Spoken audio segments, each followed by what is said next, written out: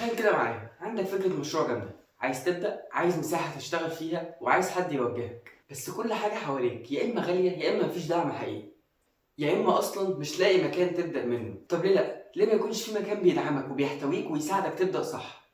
ليه مدينة زويل ما تكونش المكان ده؟ أنا شايف إننا نقدر نعمل مشروع اسمه حاضنة رواد زويل. فكرة بسيطة لكن تنفيذها هيعمل فرق كبير. الفكرة ببساطة نعمل مساحة عمل مشتركة جوه المدينة، مجهزة بكل حاجة أي شاب أو أي تيم ممكن يحتاجها عشان يحول فكرته لحقيقة، من أول مكاتب، أدوات أو معامل لحد الدعم والإرشاد والتدريب، وكمان بيئة حواليك تشجعه وتطوره. طيب مين اللي بنستهدفه؟ شباب من القاهرة الكبرى، سواء لسه في جامعة أو خريجين، عندهم فكرة ناشئة أو مشروع صغير في مجالات زي التكنولوجيا والابتكار، محتاجين مكان يشتغلوا فيه وحد عنده خبرة يساعدهم. يعني احنا بنخدم أي حد عنده الحلم ولكنه مش لاقي السكة. طيب الخدمة هتكون عاملة ازاي؟ مكاتب وكبائن عمل جماعي مريحة، أدوات تقنية ومختبرات حقيقية زي طبعات 3D وأجهزة إلكترونية وحاجات تانية، جلسات منتورشيب مع خبراء ودكاترة من زويل، ورش كل شهر في حاجات الناس فعلا محتاجاها، تسويق وإدارة فريق، تمويل وتخطيط. طيب التنفيذ، نجهز مساحة داخل المدينة،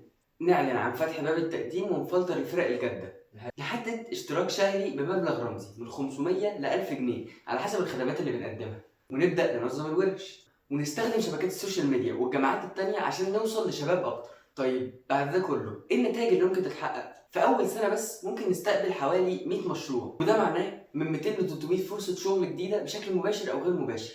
ده غير ان مدينة زويل هتبقى جزء من بيئة ريادة الأعمال اللي موجودة في مصر، وكمان الشباب هيرتبطوا بالمكان، وكمان الشباب هتبدأ تشوف زويل مش مجرد جامعة بل دي منصة انطلاق حقيقية. طيب المشروع هيقدر يستمر؟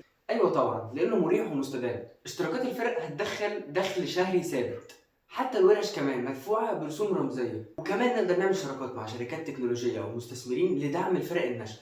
وبالتالي احنا بنقدم خدمة مجتمعية، بنساعد الشباب يبدأ وكمان في نفس الوقت بندخل دخل ثابت للمدينة.